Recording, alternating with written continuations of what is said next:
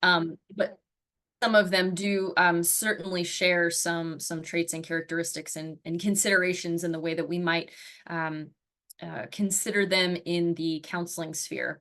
We'll also look at some of the parallels of lived experiences in being a first gen student then and being a first gen professional, and how to integrate, synthesize some career counseling interventions and skills to meet the needs of first gen clients.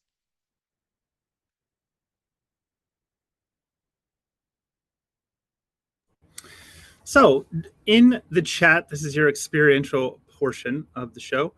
What word or thought or idea, doesn't have to be a single word, comes to mind when you hear a first generation professional?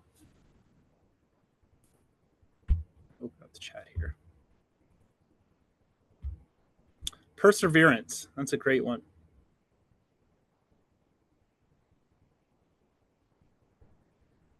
New territory. Also good. Ambition. Resilience. These are great. Motivated.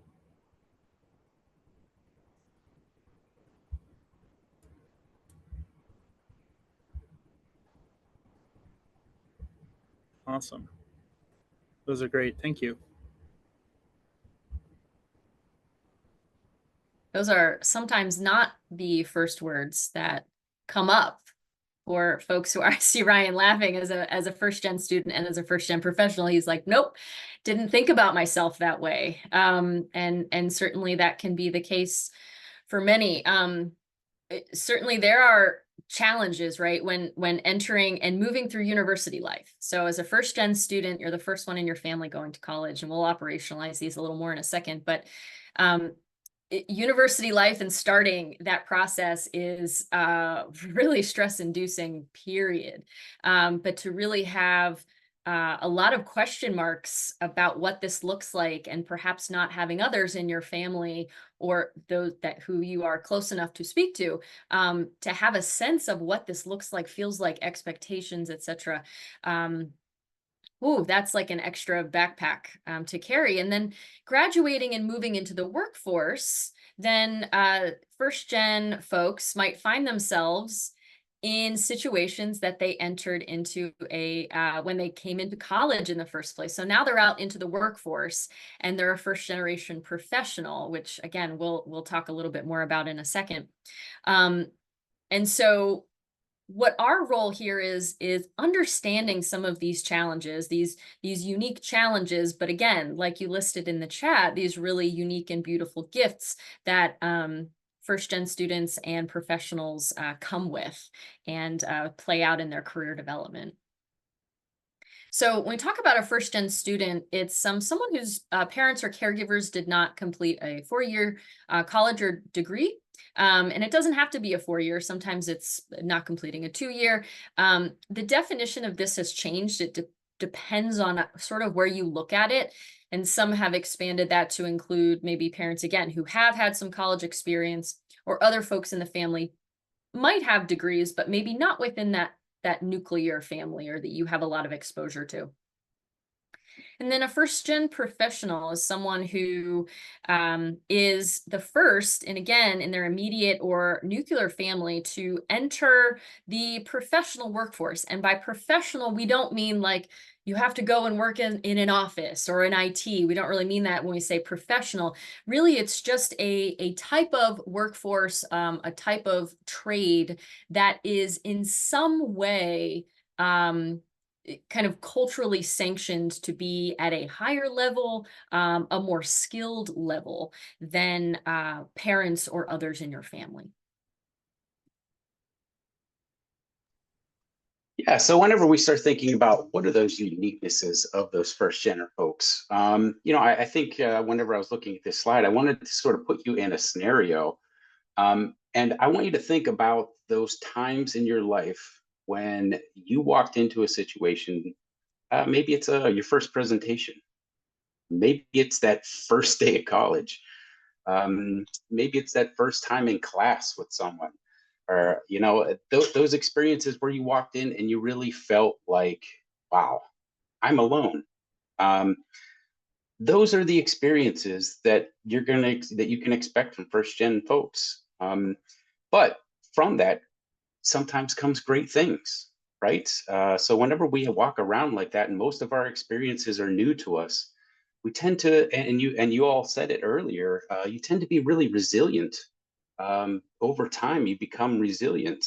You also become innovative. So that means that you really become creative in finding those ways to be confident, or finding those ways to get the information that you need to be successful in that environment. Oftentimes it does lead to motivation, because think about that time whenever you were done with whatever it was, that first day of class, or you found that, you found that rhythm. What was that like? That euphoric feeling of like, ha, that was not as bad as I expected, or it was, that was horrible, I'm glad it's over. But there's that sense of euphoria. So that then you start feeling a little bit more motivated to do other things, put yourself in those other situations that you might have been too timid to do. But also coming with, first gen comes with a lot of, I'm going to say the word baggage, where you have this separation from your family because they don't understand. So all those people that you grew up with, that you idolize, that were so influential in your life, you're actually taking steps what feels like further away from them. And so as you're taking on these new experiences, you really feel like you're left out there away from the people that you're most supported by. Oftentimes whenever it comes to education, and I'm in an Ivy League school, so I understand this. I've had this experience with students. Is they don't have the same access to things, that because they didn't have that perspective from their parents or from their loved ones growing up. So they come with that baggage of not really feeling like they fit in anywhere, because as they're becoming more educated, as they're going out and they're making more money than their parents or their loved ones or their home life, they're sort of in this place where they're in limbo, where they just sort of they don't really belong here and they don't really belong there, and there's just this period of openness, and sometimes that can be really lonely. And I think it's important that whenever you're thinking about working with first generation folks, is that there's this understanding of those things that exist on top of everything else that might exist, right? Any other mental health symptoms or things that go on in everybody else's daily life. Those are just added on. And we also put these two quotes on here, and I'll let you read through those quotes alone, on your own. But understand that basically, especially that bottom one, what they're trying to say is that Cheryl's talking a lot about that feeling of imposter syndrome, right? Is that you're in a situation where you are too big for your boots, and that can be really lonely. But yeah, so there's some uniqueness of that. Go ahead, you can go on the next slide. And this is a good visualization of it. And yes, these were our dogs. And sometimes you just don't fit in, right? You're trying to, you're doing all the right things, you're looking like you fit in, but you just don't quite feel right. And that's what Nina is doing here. She's just trying to fit in, but it's not enough room on the couch. Nina would be the pit bull mix there. Yeah, thank you. Go ahead, you go on next. So functions of career counseling. Hopefully you're going to notice a lot of similarities here. If you're in maybe a counselor training program, or you've been in it for quite some time, it's very similar. We're going to do some self-discovery, so that you can understand where they're going. You're going to do some identifying strengths, and I don't like using the word weakness, so I'm going to say that growth edges. So we're identifying strengths and growth edges. We're exploring options. That's the biggest thing here, is that sometimes you don't know what you don't know as a first generation individual. So providing those options and knowing where those options exist, which leads me down to the bottom, which is developing those resources. Again, if you don't know where those resources exist, if you don't know that there are even resources out there, I can't tell you. I'm now in a profession where I'm in a career counselor, and I can't tell you where my career counseling office was as an undergraduate. That's sad to say, but that's very true. And it happens often in educational settings, and oftentimes whenever we get out into the real world and start working, we don't know how to access a counselor. No one in our family's ever gone to see a counselor, maybe. So there's resources and especially options are really important. And creating plans, dealing with transition, developing healthy habits. This all sounds very familiar, I hope. But yeah, thank you. And of course, when we're dealing with anybody, certainly not just first gen folks alone, we're also thinking about their intersectionalities. So we're not just coming to a client or maybe somebody we work with, if we're thinking of folks who are like, oh, my new colleague is actually a first gen professional. They talked about that at the meeting when they introduced themselves. But that, of course, is not the entirety of their identity, and they are intersectional humans, like all of us are, and have unique experiences of what those areas of power, privilege, oppression, discrimination look like within their life and within their lived experiences. This, of course, is the great and one and only Kim Crenshaw, who coined the term of intersectionality. And so my dog is using this one and only time to decide to tell me that she'd like to play right now. Okay, off to the side here. So part of thinking through an intersectional lens then is considering what first gen professionals might be looking at when they come to work, right? Because does our cultural identity and upbringing and spheres, do they impact us at work? Absolutely. And that's where we spend the bulk of our time, isn't it? So thinking about things like age, not just chronological, but maturity age. Some of you in this room right now, I know, have told me before, yeah, I'm either really young, I'm a young graduate student. I just graduated my undergrad, and so I'm going into my practicum, and folks really treat me like I'm a kid, and it's really hard to build some clout as a new counselor. Others, folks who are older and saying, I've switched careers, and so this is really difficult. And race, ethnicity, citizenship, national origin, sexual and gender identity, ability status, SES, all of these things, and certainly more and more and more. And some of these things are, of course, much more visible than other things are. And one of the things that first gen professionals and first gen students, and I'm thinking about this because Ryan and I have had conversations about this, is sometimes get really good at like almost masking certain parts of themselves, so that if they're in a class or they're in a meeting, it doesn't feel as vulnerable, and they don't feel as exposed, and they can kind of fortify themselves with a not really an identity, but kind of a cloak that they put on around other people. And one of the things that we'd really like to invite counselors to do is, when people are ready to take back that hood a little bit, again, at their own speed, but knowing that things impact them in the work setting, which we'll talk about here in a second. We have our own biases. Some of us who have come up, and I will say I am one of them. I've had a ton of educational privilege in my own family background. The folks in my family have mostly gone to colleges, have 4-year degrees at minimum, some of them higher. I've had a ton of privilege in my own educational experience. And so when I think about really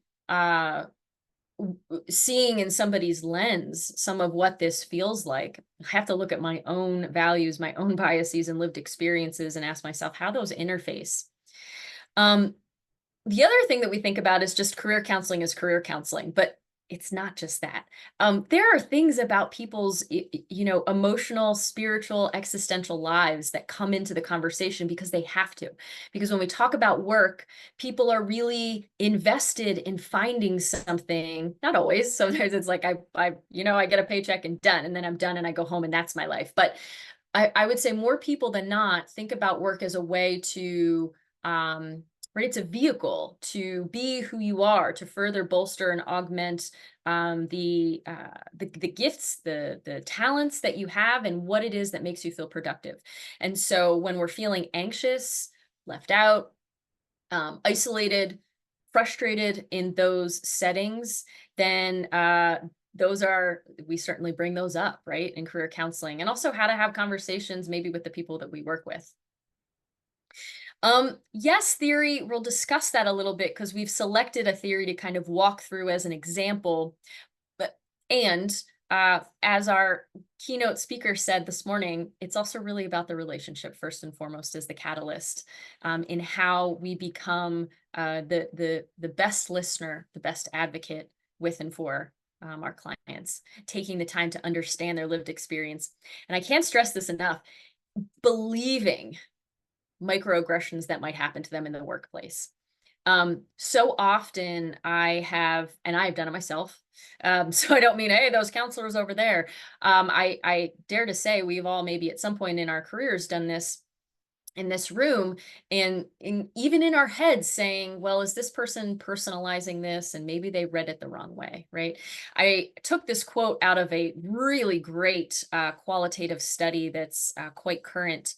And it was an interviewee who is a first-gen professional. So he says, what was the phrase? It was about how to get more first-generation college people into professional jobs like this, like how many diamonds in the rough are there, I think was the phrase. It just felt really weird, like how much amongst the crap can we pluck now? So that's not so bad. And this person seemed to mean it as a compliment. Like, wow, we're missing all these people who might be out there among the riffraff. It was weird, and I was supposed to take it as a compliment. He seemed to have no idea how that came off. And so these things happen. And for us as counselors, validating those things, believing our clients becomes really key. Oh, I think I skipped one. Yep. So here might be some techniques that we utilize. Like you all mentioned, highlighting resilience, looking at transferable skills. So this idea of I've not been in kind of a professional role before, and so I'm not sure how my background of doing, maybe working in my mother's company in the summer, or like working with my cousin, or caregiving, it is really a transferable skill. How do I do that on my resume or my CV? Working with them through, yeah, but they are transferable skills. So here's how we might put them into language. I have found that doing genograms is awesome. I also feel as though we learn about genograms like in our master's programs, and then they get lost in the mix when we get out there into the world. And genograms, we can do them around almost anything. We can do them around family history of substance use. We can do them around how our family shows affection. We can do them around relationship status and like anything, number of children, whatever. And they can be so helpful when we're looking at pretty much anything it is that our client is wanting to look at and track, and get a sense of the pattern so that they can say, oh, okay, this makes sense. Why this is really giving me a lot of anxiety, because this just hasn't been prevalent or present even in my family tree, my family history. Using mindfulness, and with that, a practice of self-compassion. So Ryan mentioned, I'm sitting in class, I'm feeling all the feels, and what do I say? I just want to run. I want to get up and I want to run. And working with folks to say, okay, so you're feeling this. Identify what it is you're feeling. Where are you feeling it? Right? Kind of giving it a little bit of a voice, maybe jotting down a note in class, so that we can demystify what it is that's happening and start to identify that and even start to sometimes align with it. I like to tell my clients, like, okay, let's non-adversarial this thing that's happening. So, okay, you hate it. It's an enemy, the imposter syndrome. Like, what if you align with it a little bit and you say, oh, hey there, imposter syndrome. I get why you're here. What's up? Thanks for stopping by. And I totally get why you decided to show up. Thanks for being here to give me a heads up, maybe protect me a little bit. I might just kind of dismiss you right this second or kind of put you over here, but I appreciate what it is you're trying to do for me. Right? So it's a different way of being like, oh, why is this happening? We're really fighting against that. So working with some mindfulness. In this, when folks are going into positions, like, yeah, thanks, Brandon. Yes, narrative therapy vibes. Absolutely. Yeah, rewriting the things that are happening in our head and heart. Salary negotiations, I don't know about all of you, but I'll say maybe even especially for so I am identify as a woman, and so there's some things around that and negotiating salary, and it's been historically difficult for many people that I know, and certainly for folks who are first gen professionals. And so talking to them about, right, rehearsal, role play, this is what that looks like. And yeah, let's talk about an increase in step, right, if you're a faculty, and looking at attire, and that has thankfully changed in recent generations. Thank you so much to them for that.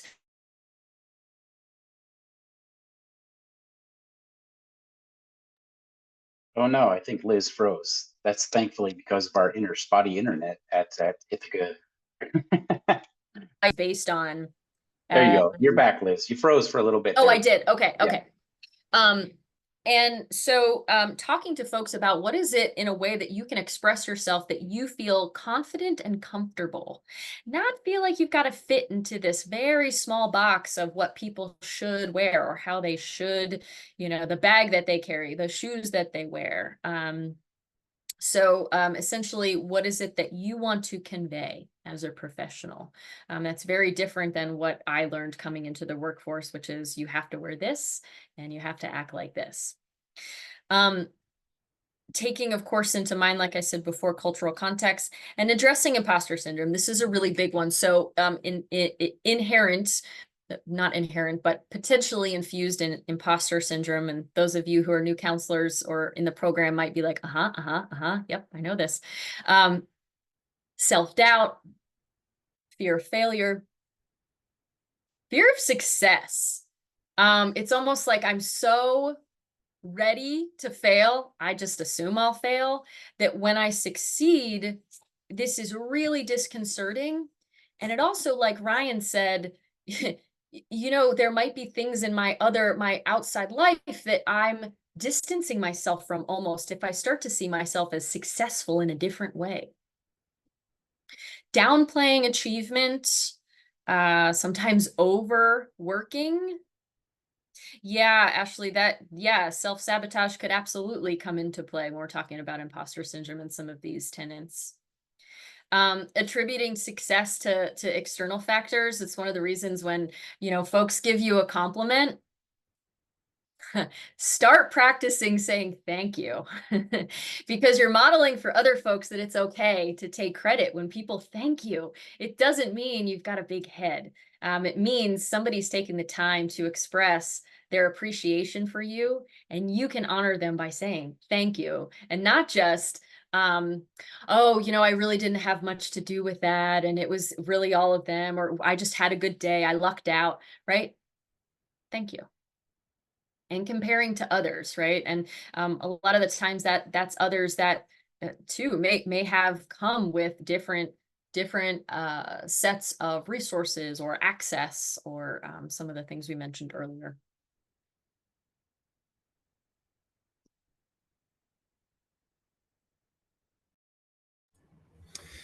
Right, and on to some suggestions of clinical questions that we can ask while in the counseling situation with a first generation professional.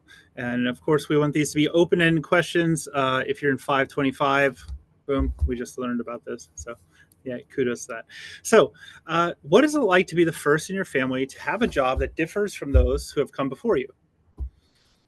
Tell me about the challenges or advantages you have faced as a first generation professional, and what parts of your identity are important to see be reflected and affirmed in your potential and future work setting.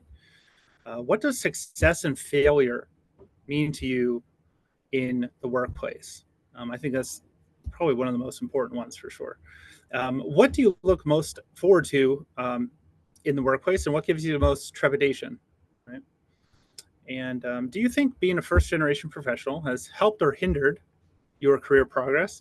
If it helped, of course, how did it help? If it hindered, how did it hinder? So just really getting that conversation going and getting a dialogue. And yep. And now on to, we have a just one selected theory that we led with, cognitive information processing theory, which aids in facilitating problem solving and decision making throughout the client's career. And in the CIP theory, we're going to use the CASVE model, which is communication, identifying the space between current, place, and goal, the analysis, understanding self and options, synthesis, exploring and narrowing options, valuing, identifying ideal option and coming up with backup options, and execution. So we're going to execute our first choice. And with this theory, we're going to talk about the intersection between cognitive information processing theory and feminist theory, I believe, on the next slide. Okay, so how do these two intersect? We'll go right through the CASVE. So communication, we can identify society's institutionalized attitudes and beliefs, and how is the definition of mental illness shaped by oppressive beliefs and behaviors. Also, understanding gender socialization, as well as other institutional biases that we've uncovered from above.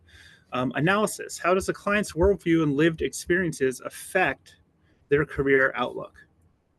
And then on to synthesis, job trends affecting different identities, provide a view of what experiences might entail in the workplace, and then teach the client strategies to address, advocate for themselves, and or cope with these issues. Then with valuing, we want to encourage our clients to view their self-efficacy not only in terms of their career, but also as an interaction of various internal and external influences. And finally, we want to execute the plan, right? We want to role play with the client. We want to rehearse. We want to reframe, interpersonal processing, therapeutic alliance, strength-based, and finally, and of course, empower our client. And then we always want to frame out using our code of ethics, right? 585. And so first, using the ACA, yep, the ACA code of ethics. Of course, this is kind of generalized. You can dig in here deeper, but with first generation career counseling, looking at the career, looking at the counseling relationship, we have A1D, the support network involvement, A4B, personal values, A7B, confidentiality and advocacy. Next, confidentiality and privacy, multicultural diversity and considerations. And then in the evaluation, assessment, and interpretation, we have cultural sensitivity, historical and social prejudices in the diagnosis of pathology, and then multicultural issues or diversity in assessment. And then on to the MSJCC, just thinking about the difference between we, the counselor, being aware of ourselves and our biases, number one. Number two, looking at the client's worldview and how that shapes they're looking at their career counseling. And then looking at the reciprocity between the client and the counselor and that counseling relationship, and how that all is an evolving and kind of fluid back and forth process. Yeah, so let's run through a case just really quickly, and sort of from my perspective and sort of how I approach it as a career counselor, and sort of talk through some of these. This is just an example. So Ty, they, them, a recently graduated first generation student, has been involved in Teach for America program for the past 2 years. Ty's career plan upon graduation was to complete the TFA program to gain their teaching certificate with the intention of seeking employment as a certified elementary school teacher.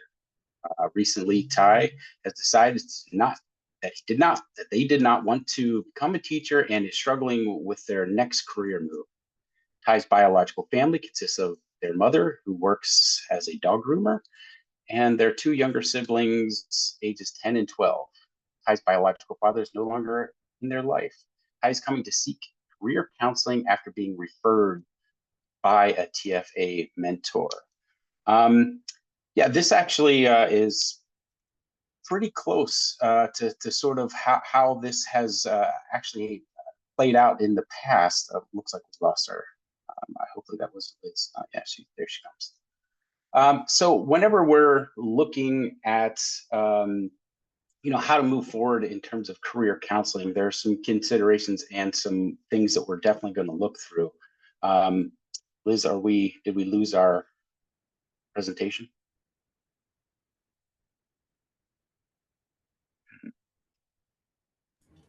Looks like we did. We did. I can bring it up for you, Ryan. Give me 1 second. Yeah, it'd be great. Yep.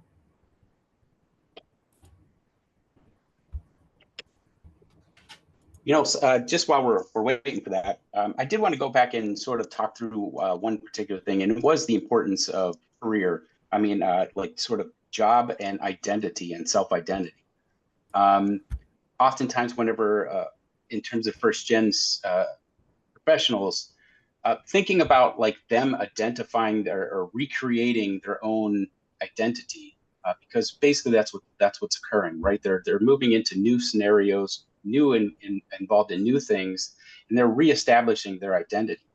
So oftentimes where we spend the most time, right, doing that is in our work setting.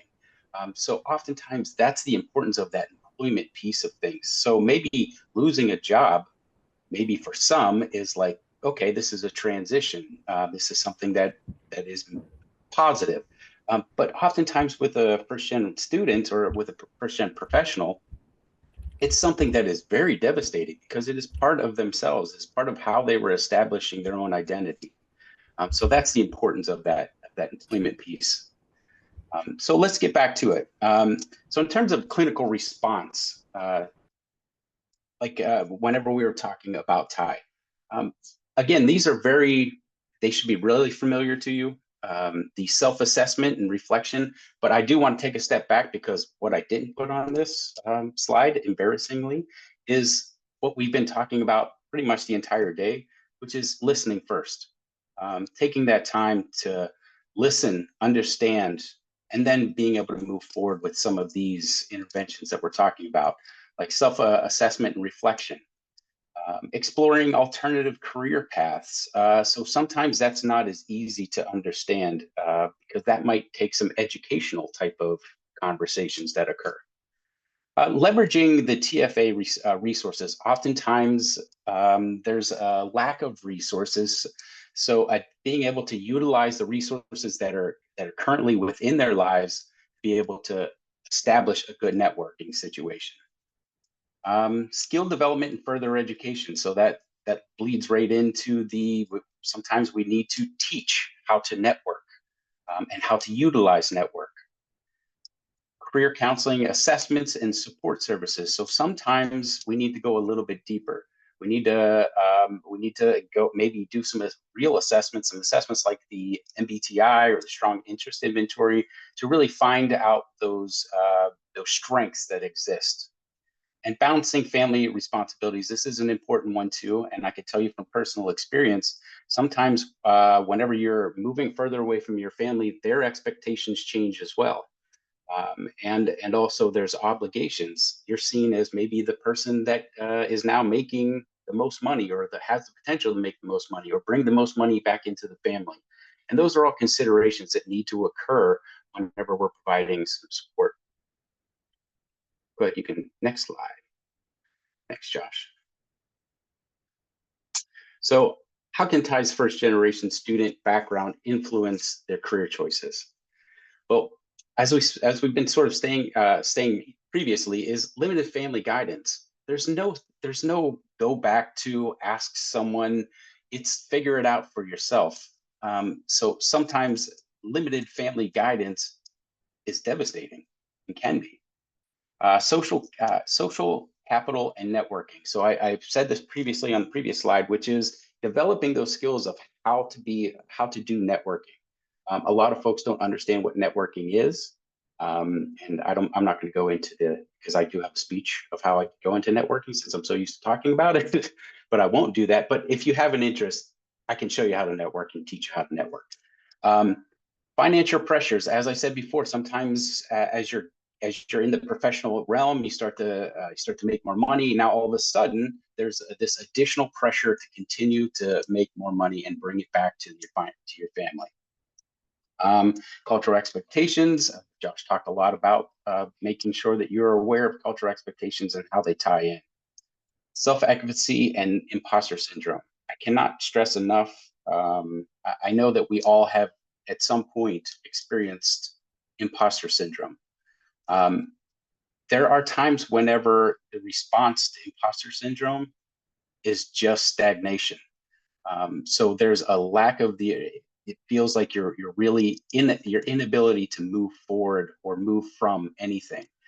So imposter syndrome is something that is definitely come into play and should be talked about whenever we're providing services for your first generation students.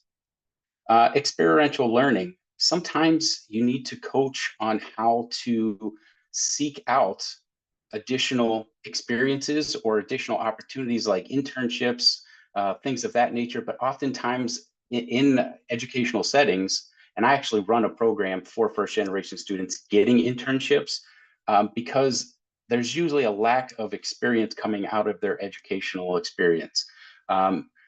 So being able to coach them and talk them through how to get those experiences without doing an internship, because most of us, we can't do an internship and not get paid to do it. We just don't have the ability to do that.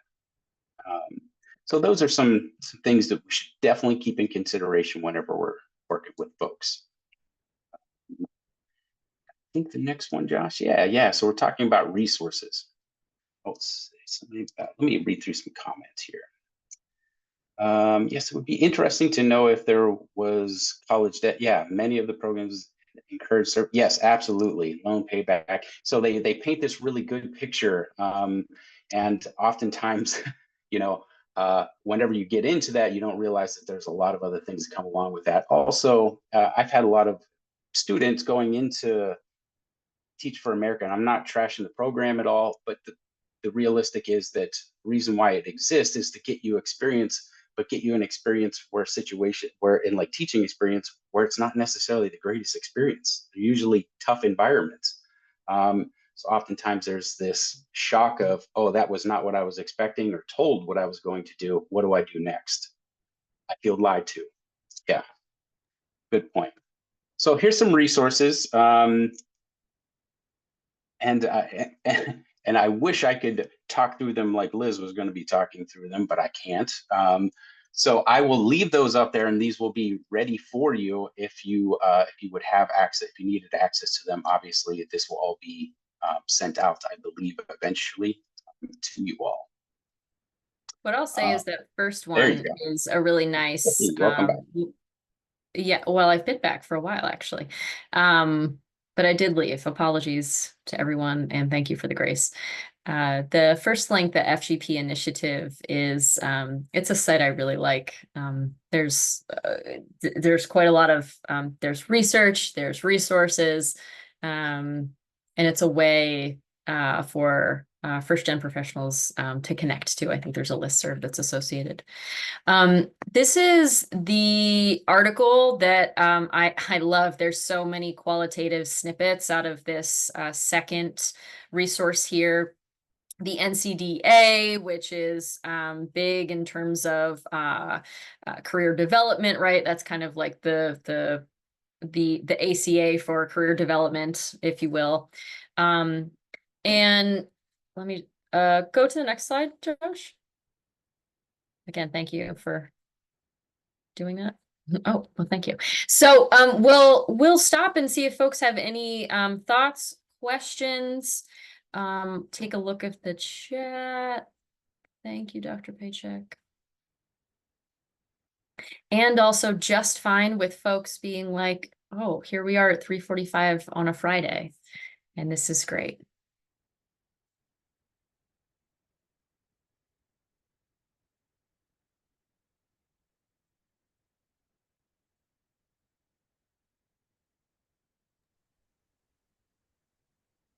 Thank you thank so you. much for spending, time with us today. Yeah, And thank you all for this opportunity.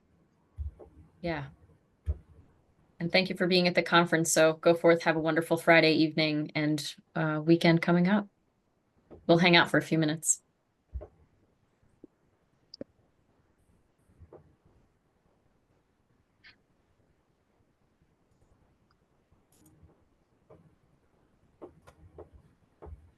Thanks for taking over for me, Josh, there. I don't know what happened.